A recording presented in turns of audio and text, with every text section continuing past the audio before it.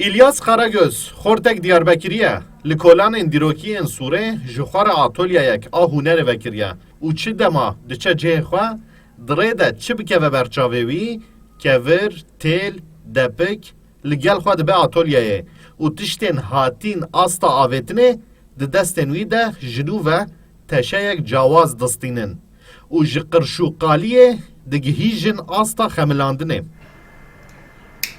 Hunermendê Kurd dibêje vî karî hemû jiyana wî bi xwe ve girêdaye û di rojên betlaneyê de jî lingê wî ji xwe de berê wî didin atolyayê û dide zanîn ji ber ku ew ji çanda xwe hez dike di gelek berhemên wî de hêmanên Kurdî diyarin. Pêşî wiha tiştê wiha ji Hindistanê, xişirê Hindistanê me danî me difrot. Piştre min got ez jî dikarim vana çêkim û weke min hez jî dikir ji karê dest.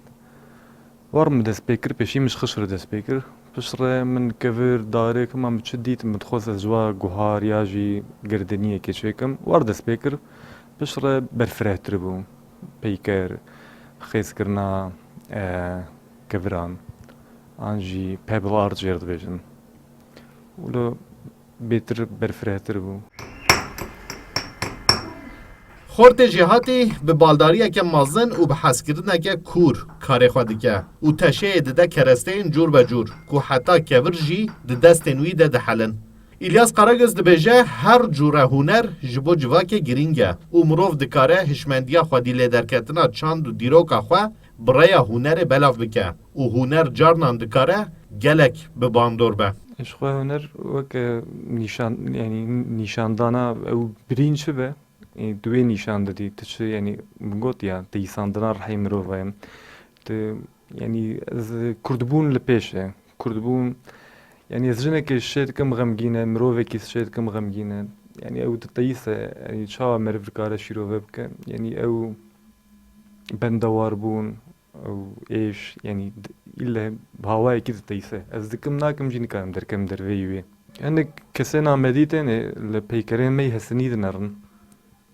Buhayê wan dinirin. Berteka wan dibe ev e, dibe ma çima kîloya demir biçî, kîloya hesin biçî. Bertekê war ecêb jî têne. Armancek İlyas Karagöz heye. Dixwaze bi berhemên xwe pêşî li hemû bajarên Kurdistanê bigere û dewlemendiya çanda Kurdan nîşanî xortên Kurdan bide û paşê jî li welatên cîhanê bigere danasîna çand û dîroka Kurdan bike ku dibêje gelek berhemên Kurdan û hunermendên Kurd hene ku cîhan wan bi neteweyeke din dinase. Mahir Yüksel, Kurdistan 24, Diyarbakır.